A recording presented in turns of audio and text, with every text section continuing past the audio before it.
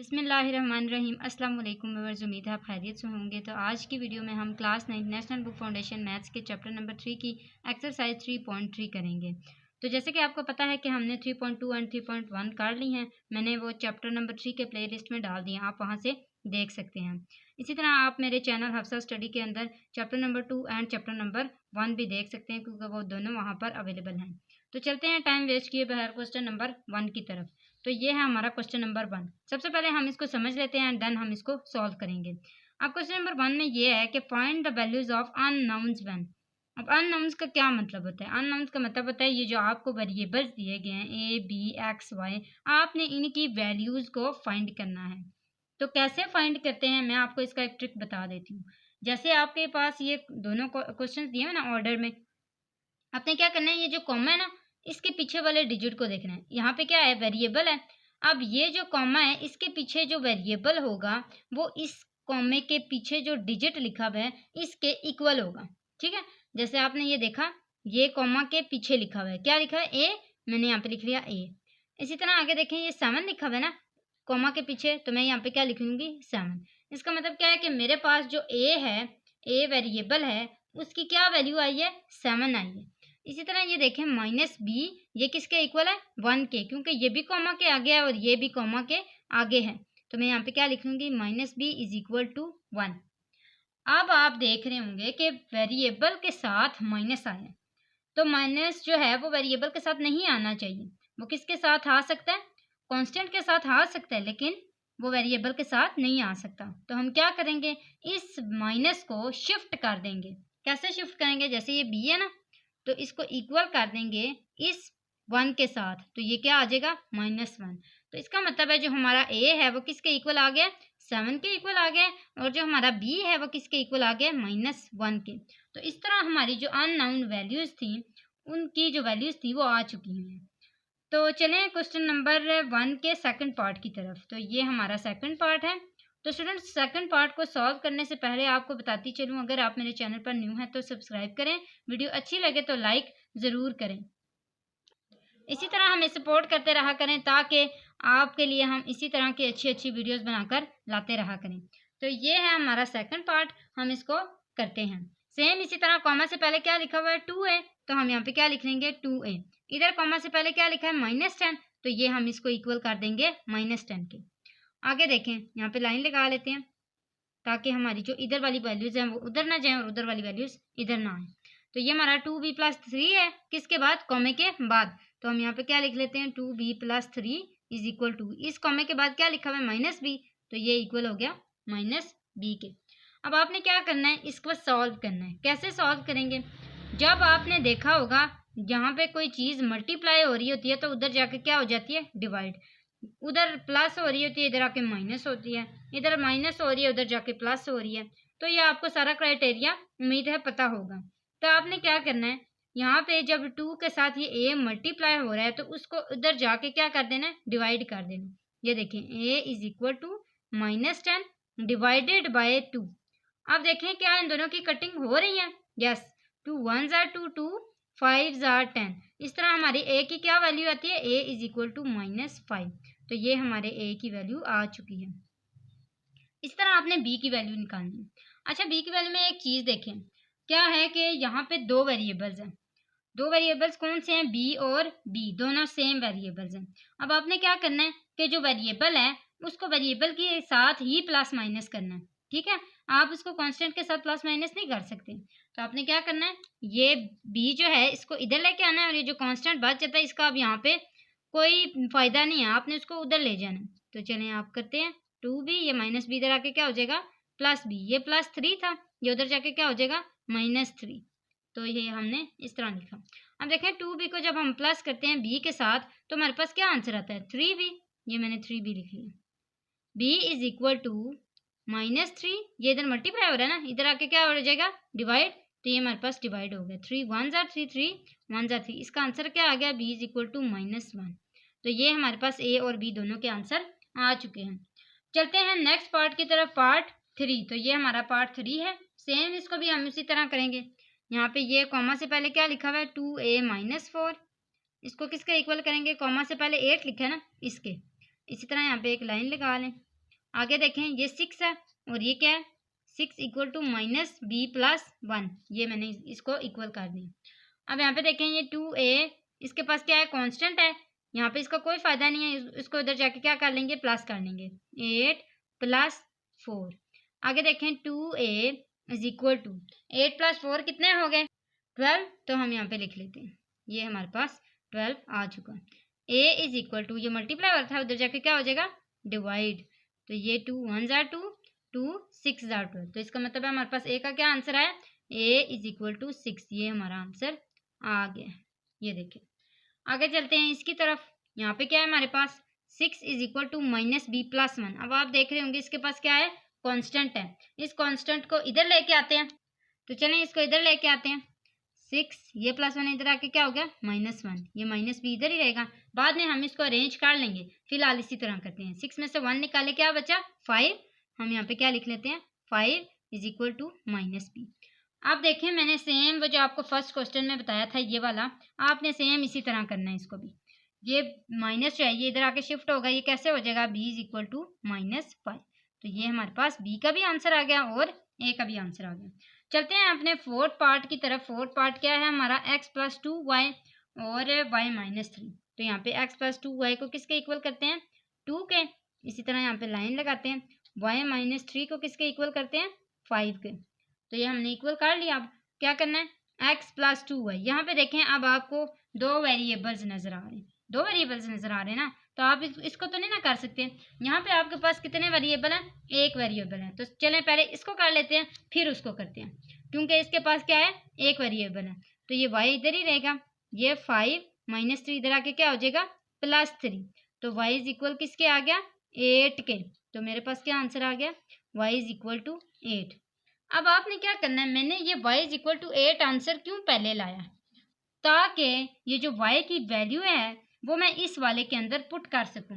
तो ये देखें x प्लस 2, y की क्या वैल्यू है ये 8, मैं यहाँ पे लिख लेती हूँ is equal to 2, x plus 8 2 जार 16 is equal to 2, x is equal to क्योंकि ये प्लस 16 जो है वो इधर आके क्या हो जाएगा माइनस हो जाएगा 2 के साथ, तो 2 minus 16, x is equal to ये हमारे पास क्या आंसर बनता है 14, लेकिन बड़ी रकम के साथ क्या है माइनस है, तो हम क्या लिखेंगे -14, तो x का हमारे पास क्या आंसर आया -14।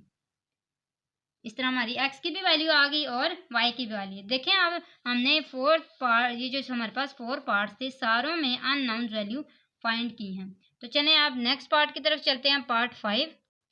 फ्रेंड्स यहाँ पे आप एक चीज़ देख रहे होंगे, वो ये कि हमारे पास दोनों के अंदर ये दो हमारे पास इक्वेशन है एक किस्म की, तो दोनों के अंदर क्या है x और y पाए जा रहे हैं, तो इसके लिए हम क्या करेंगे, हम सबसे पहले क्या करेंगे 2x माइनस वाई को पहले लिखेंगे इज इक्वल किसके 4 के, इसी तरह y माइनस 3x को किसके इक्वल लिखेंगे 2 के। अब आपने करना ये है कि आपने सबसे पहले देखना है कि क्या इन दोनों में कोई ऐसी चीज़ है जो सेम है। यस देखें यहाँ पे आपने याद रखें वेरिएबल्स को देखना है, कॉन्स्टेंट्स को नहीं देखना, वेरिएबल्स को देखना है, क्यों ताकि वो कट्टे हैं तब हमारे पास एक का आंसर आए।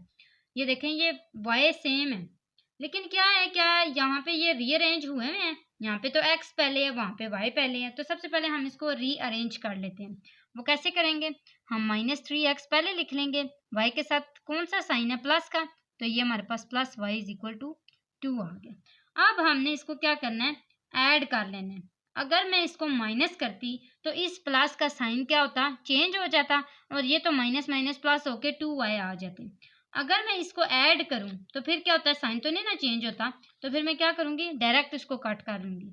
अब आप देखें मैं यहाँ पे लिख रही हूँ ऐड इक्वेशन, ये मेरे पास इक्वेशन 1 है, ये मेरे पास इक्वेशन 2 है, और ये मेरे पास इक्वेशन 3 बनी है जो मैंने खुद बनाई थी। तो इसका मतलब है मैंने क्या करना है इक्वेशन 1 और इक्वेशन 3 को ऐड करना है, तो इक्वेशन 1 को मैंने ऐड करना है, इक्वेशन 1 एंड इक्वेशन 3, तो ये मैं इन दोनों को आपस में प्लस करती हूँ।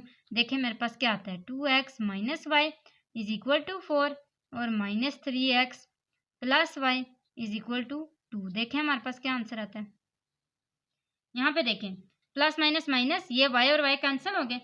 अब आप देखें यहाँ पे हमारे पास क्या बचता है 2 में से 3 निकालने हैं, बड़ी रकम के साथ क्या है, माइनस है, सबसे पहले ये लगाया, क्या बचा हमारे पास 1, 1 लिखने की ज़रूरत नहीं है एक्स के साथ, तो ये हमारे पास माइनस एक्स आ गया। इसी तरह आगे देखें, ये 4 और 2 आपस में क्या हो रहे हैं, प्लस हो रहे हैं, तो ये मेरे पास आंसर आ गया minus X is equal to 6। अब हम इसको रीअरेंज करके लिखते हैं, तो ये मेरे पास आता है एक्स इज इक्वल टू -6। अब आपके पास जो एक्स का आंसर है वो -6 है। अब आपने क्या करना है, वाई की वैल्यू निकालनी है। वाई की वैल्यू निकालने के लिए आपने किसी भी जो आपके पास कोई भी इक्वेशन दी है उसमें से किसी एक के अंदर आपने उसको पुट कर लेना। तो हम करते हैं इस पहली वाली के अंदर, अगर पहली वाली के अंदर करने हैं, लेकिन याद रखें जो आपके पास ओरिजिनल इक्वेशन थी ना उसके अंदर डालें, आप इसके अंदर नहीं डाल सकते, आप या इसके अंदर डालें या इसके अंदर डालें। तो पहले वाले के अंदर हम डाल लेते हैं, put x is equal to -6 in 1, equation 1 put करें, 2 -6 minus Y is equal to 4, 6 2 जार -12 minus Y is equal to 4, minus Y is equal to 4 plus 12। तो देखें हमारे पास क्या आंसर आता है, 12 प्लस 4 इज इक्वल टू 16। तो ये हमारे पास आता है 16, वाई इज इक्वल टू, ये माइनस उधर चला गया, -16। तो इसका मतलब है जो हमारे पास ए की वैल्यू आई है वो आई है 6 -6, और जो वाई की वैल्यू आई है वो आई है -16। तो ये हमारे पास एक्स और वाई दोनों की वैल्यूज आ चुकी हैं। चलिए नेक्स्ट क्वेश्चन की तरफ चलते हैं। वहाँ भी क्या हमें दिखाई दे रहा है, एक्स और वाई एक में भी दिखाई दे रहे हैं और दूसरे में भी दिखाई दे रहे हैं। सेम हम उसी तरह करेंगे, किसी ना किसी तरीके से एक वेरिएबल को काटेंगे। तो सबसे पहले हम इसको इक्वल कर लेते हैं, 4x + 6y is equal to 6 और x - 12y is equal to -3।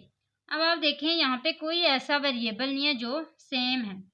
हम क्या करते हैं, हम ऐसे किसी चीज़ को आपस किसी ऐसे नंबर को दोनों में से किसी एक इक्वेशन के साथ मल्टीप्लाई कर लेते हैं कि हमारा आंसर जो है एक वेरिएबल का वो दोनों के सेम आ जाए। ठीक है, तो हम क्या करते हैं, यहाँ पे अगर हम मल्टीप्लाई करें पहली इक्वेशन को 2 के साथ, तो देखते हैं हमारे पास क्या आंसर आता है। देखें अगर हम इसको 2 के साथ मल्टीप्लाई करते हैं तो यहाँ पे तो 8 आ जाता है, लेकिन यहाँ पे देखें क्या आता है, 6 2 जार 12। तो देखें ये 12y और ये 12y दोनों सेम नहीं होंगे। तो इसका मतलब है हम जब इसको 2 के साथ मल्टीप्लाई करेंगे देन हम अपना एक वेरिएबल काट सकेंगे। तो हम यहाँ पे लिखते हैं, जब हम इसको 2 के साथ मल्टीप्लाई करेंगे तो ये हमारे पास कुछ इस तरह से नज़र आएगा। याद रखने जो इक्वल के उस साइड पे है उसको भी मल्टीप्लाई करना है। तो ये हमारे पास क्या बन जाता है, 8x 12y 12। ठीक है, ये हमारे पास इक्वेशन बन गई है। अब आपने क्या करना है, इस इक्वेशन को माइनस करना है, किसके साथ, इसके साथ। अच्छा देखें अगर हम माइनस करें तो हमारे पास क्या होता है, प्लस माइनस माइनस। यहाँ पे देखें जब माइनस होता है तो फिर तो साइन चेंज हो जाता है, तो ये प्लस प्लस प्लस हो जाता है। तो यहाँ पे हम क्या करेंगे, ऐड करेंगे। ऐड करने की वजह भी मैंने आपको बता दी है, क्योंकि सब्ट्रैक्ट करने में हमारे पास साइन चेंज हो जाते हैं। तो हम लिख लेते हैं यहाँ पे x - 12y किसके इक्वल किया था हमने, -3 के। तो ये हम यहाँ पे काट लेते हैं, यहाँ पे हम लिख लेते हैं इक्वेशन, हमारे पास ये थर्ड इक्वेशन बनी थी। तो थर्ड इक्वेशन को हम माइनस कर रहे हैं प्लस कर रहे हैं किसके साथ, 1 के साथ। तो ये थर्ड इक्वेशन को हम प्लस कर रहे हैं 1 वाली के साथ। ठीक है, अब चलिए यहाँ पे हम कर लेते हैं, प्लस माइनस माइनस, ये दोनों आपस में क्या हो गए, कैंसिल हो गए। यहाँ पे क्या आ गया, 8x + 1x 9x आ गया, 9x इज इक्वल टू 12 - 3 कितना आ गया, 9। तो ये हमारे पास 9 आ गया। जब ये इधर आके डिवाइड होगा तो 9 1 जार 9 हो जाएगा, ऐसे x is equal to 9 divided by 9, 9 1 जार 9, 9 1 जार 9, x इज इक्वल टू 1। ये देखें आपके पास आंसर आ गया x का 1। ठीक है, अब आपने क्या करना है, ये जो x का आंसर आया है 1, इसको आपने पुट कर देना है किसी भी एक इक्वेशन के अंदर। तो चले हम जो सिंपल है उसके अंदर पुट कर लेते हैं। सिंपल कौन सी है, ये सेकंड इक्वेशन, हम इसको सेकंड इक्वेशन के अंदर पुट कर लेते हैं। तो ये हमारे पास x की क्या वैल्यू आई थी, 1 - 12y is equal to -3, -12y is equal to -3। ये 1 इधर आके क्या हो जाएगा, माइनस हो जाएगा। तो minus minus plus, -4 -12y, y is equal to -4 divided by -12, minus minus cancel हो गए। 4 और 12 की कटिंग करते हैं तो हमारे पास क्या आता है, 2 2 जार 4 और 2 6 जार 12। इसी तरह 2 1 जार 2, 2 3 जार 6। इसका मतलब क्या है, हमारे पास y का क्या आंसर आता है, y is equal to 1 divided by 3। तो ये देखें हमारे पास y का भी आंसर आ चुका है। x का क्या आंसर आया 1 और y का क्या आंसर आया 1 डिवाइडेड बाय 3। चलिए जी अब हम अपना लास्ट पार्ट देखते हैं और वो करते हैं। यहाँ पे भी हमारे पास दोनों x y हैं, तो हम उसी तरह अपना जो मेथड है वो याद रखेंगे और उसी तरह उसको अप्लाई करेंगे। तो यहाँ पे देखें हमारे पास क्या चीज़ आई हुई है, ये प्लस वाई और प्लस वाई दोनों सेम आए हैं ना। तो यहाँ पे आपने क्या करना है, वही जो मैंने आपको बताया था कि सब्ट्रैक्ट करना है। सब्ट्रैक्ट के अंदर क्या होता है, सब्ट्रैक्ट के अंदर आपका साइन चेंज हो जाता है। तो आपने क्या करना है, दोनों को आपस में माइनस कर लेना है। तो हम सबसे पहले क्या लिख देते हैं, 5x प्लस वाई किसके इक्वल है, 6 के इक्वल है। इसी तरह माइनस एक्स प्लस वाई किसके इक्वल है, 1 के इक्वल है। तो दोनों को जब माइनस करेंगे तो क्या आएगा हमारे पास, 5x plus Y is equal to 6 minus X plus Y is equal to 1। ये दोनों इक्वेशन है ना, तो ये इक्वेशन 1 को हमने माइनस कर लिया इक्वेशन 2 के साथ। ठीक है, तो अब हम इसको माइनस करते हैं, प्लस का साइन माइनस में चेंज हो गया, माइनस का साइन प्लस के अंदर चेंज हो गया। ये दोनों गए कट, पीछे क्या बचा 5x plus 1x 6x is equal to, यहाँ पे प्लस था तो ये क्या हो गया माइनस हो गया, इज इक्वल टू 6 में से 1 निकाले 5 आया, तो 6x is equal to 5x is equal to 5 divided by 6। इसका मतलब है हमारे पास x का आंसर क्या आया 5 डिवाइडेड बाई 6। चलें अब हम किसी एक इक्वेशन के अंदर इसकी वैल्यू पुट कर लेते हैं और देखते हैं हमारे पास क्या आंसर आता है। हम लोग ये वाली वैल्यू ले लेते हैं क्योंकि ये थोड़ी सिंपल है। दोनों में से हमने ऐसी वैल्यू लेनी है, ऐसे इक्वेशन लेनी है जो क्या हो, थोड़ी सी सिंपल हो, जिसके अंदर ज़्यादा डिजिट्स ना पाए जाते हों। तो ये देखें हमारे पास क्या आता है, माइनस एक्स किसके इक्वल है 5 डिवाइडेड बाई 6 के। इसी तरह plus Y is equal to 1। अब आप देखें ये plus Y minus 5 divided by 6 plus Y is equal to 1, bracket हटा नहीं, ये वाई इधर ही रहेगा, ये 1, ये माइनस 5 डिवाइड बाई 6 इधर आके क्या हो जाएगा प्लस 5 डिवाइड बाई 6 ऐसे। अब आपने क्या करना है, इसका एलसीएम लेना है और एलसीएम लेके आपने इसका आंसर लेके आना है। तो y इज इक्वल टू, यहाँ पे देखें कुछ भी नहीं है, यहाँ पे क्या है 1 है, दोनों का एलसीएम आया हमारे पास क्या आया 6। तो 1 6 are 6 multiply by 6, 6 plus 6 1 are 6 multiply by 1, 5 1 are 5, 6 और 5 कितने हो गए 11 डिवाइड बाय 6। तो हमारे पास y का क्या आंसर आया 11 डिवाइडेड बाय 6। तो ये हमारे पास x का भी आंसर आ चुका है एंड y का भी आंसर आ चुका है। उम्मीद है आपको सारे इस क्वेश्चन नंबर 1 की समझ आई होगी, सारे पार्ट्स की समझ आई होगी। तो अब चलते हैं हम अपने क्वेश्चन नंबर 2 की तरफ, जो कि काफ़ी इजी है, बस आपने उसके जो ट्रिक्स हैं वो जहन में रखने हैं। अच्छा, यहाँ पे क्वेश्चन नंबर 2 हमें क्या दिया है, let a is equal to 1 4 8 b is equal to 1 0 and find a cross b cross a cross b cross b। अच्छा, आपने यहाँ पे मल्टीप्लाई नहीं करना है, ठीक है। मल्टीप्लाई जो होता है वो तो हम सीधा सीधा आपस में 1 1 जार 1 तो 2 2 जार 4 इस तरह करके कर लेते हैं, ठीक है। यहाँ पे आपने उस तरह नहीं करना।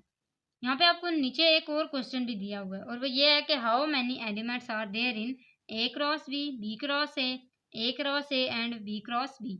सबके अंदर कितने एलिमेंट्स हैं हमने वो भी बताने हैं। अच्छा स्टूडेंट्स, तो यहाँ पे देखें हमने अब ए क्रॉस बी को फाइंड करना है और एलिमेंट्स को भी बताना है। तो ये हम कैसे करेंगे, सबसे पहले आपने ए और बी की वैल्यूज़ को देख लेना है। ये हमें ए और बी की वैल्यूज़ को दिया गया है। आपने क्या करना है, आपने ट्रिक याद रखना है और वो क्या है कि ये देखें, ये मेरे पास एक ब्रैकेट आई, इसके अंदर आपने छोटी ब्रैकेट डालनी है और उसके अंदर डालना क्या है, जैसे आपके पास ये ए है ना, तो ए किसके इक्वल है 1 के इक्वल है, 4 के इक्वल है और 8 के इक्वल है। इसके अंदर 3 डिजिट्स हैं। सबसे पहले आपने क्या करना है, ये जो आपके पास फर्स्ट डिजिट है ना, इसको आपने क्रॉस मल्टीप्लिकेशन करनी है किसके साथ, बी वाले के साथ, लेकिन बी के दोनों डिजिट्स के साथ, याद रखें। इसी तरह आपने दूसरा डिजिट जो ए का है उसको भी इसी तरह क्रॉस प्रोडक्ट करते हुए इस पूरे के साथ क्रॉस प्रोडक्ट करना है, ठीक है। इस तरह आपने क्या करना है, 8 है, 8 को भी इसके साथ क्रॉस प्रोडक्ट करना है। अभी मैं आपको करके दिखाती हूँ, उम्मीद है आपको अच्छे से इसकी समझ आ जाएगी। जैसे ये देखें, ये 1 है ना, तो 1 को क्रॉस प्रोडक्ट करते हुए इस पूरे के साथ करना है, यानी कि एक दफ़ा आपने 1 लिखना है, फिर क्रॉस डालना है, फिर क्या डालना है 1 डालना है, फिर इस ब्रैकेट को क्लोज कर लेना है, फिर कॉमा डालना है, फिर इसी 1 को 0 के साथ भी करना है। तो यहाँ पे क्या आ जाएगा 1 क्रॉस 0, आगे आया कॉमा। अब देखें आगे ये वाला, अब इस सेट को मैंने इस पूरे के साथ कर लिया ना, आप देखें, अब इस 4 को इस पूरे के साथ करना है। इसका मतलब क्या हुआ, मैंने कैसे करना है, पहले लिखना है 4 1, फिर आगे क्या लिखना है 4 0। इसी तरह अब 8 को भी करें आगे। 8 को करेंगे तो क्या आएगा हमारे पास 8 1 और 8 0। तो ये देखें हमारे पास ये जो सारे एलिमेंट्स थे ये बन चुके हैं। अब आपने क्या देखना है, इसमें जो एलिमेंट्स देखने का तरीका होता है वो क्या होता है।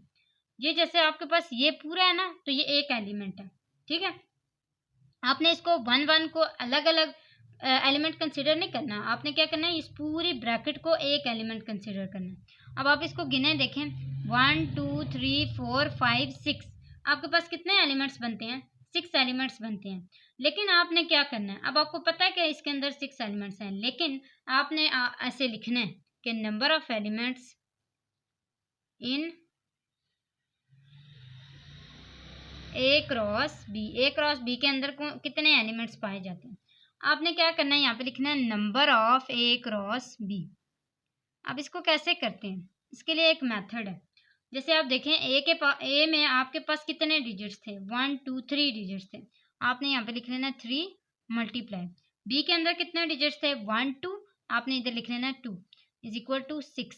ये आपके पास आंसर आ गया। अब आपको पता था कि आपके एलिमेंट 6 हैं, लेकिन फिर भी आपने एक फार्मूला यूज करते हुए इसका आंसर लेके आए। वो क्या लेके आए, 6। इसका मतलब है आपके कितने एलिमेंट्स थे, 6 एलिमेंट्स थे। इस तरह आपके 2 क्वेश्चंस पूरे हो गए। एक उन्होंने पूछा हुआ था ए क्रॉस बी फाइंड करें, और दूसरा उन्होंने पूछा था कि how many are there in elements are there in A cross B.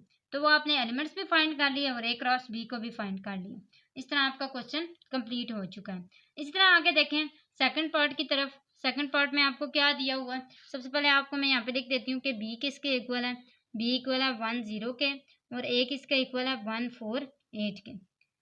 याद रखें, जो आपका ए क्रॉस बी और बी क्रॉस ए, ये दोनों एक दूसरे के इक्वल नहीं है, क्योंकि आप जब आप देखेंगे ना तो आपके डिजिट्स जो हैं वो सारे ऑपोजिट होंगे।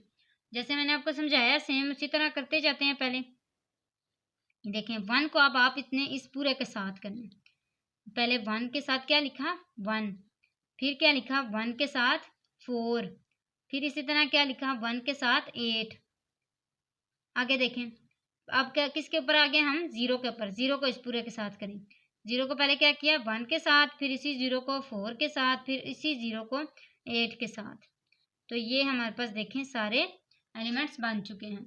अब देखें यहाँ पे मैं क्यों आपको कह रही थी कि ये सेम नहीं है। देखें यहाँ पे 1 क्रॉस 1 था, सॉरी यहाँ पे ये क्रॉस भी डालने हैं यहाँ पे सारे, बस ये ऐसे लिखना है, ठीक है।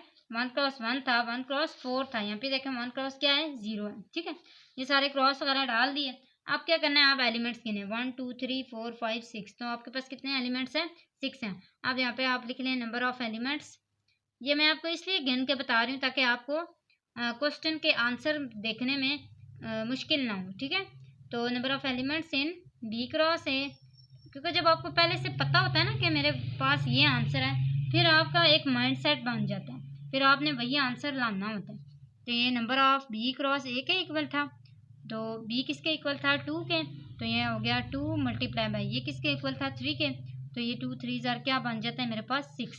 तो मेरे पास कितने एलिमेंट्स हैं यहाँ पे 6 एलिमेंट्स हैं, जो कि मेरे पास आंसर आ चुका है। चलिए नेक्स्ट पार्ट की तरफ चलते हैं, पार्ट थर्ड की तरफ।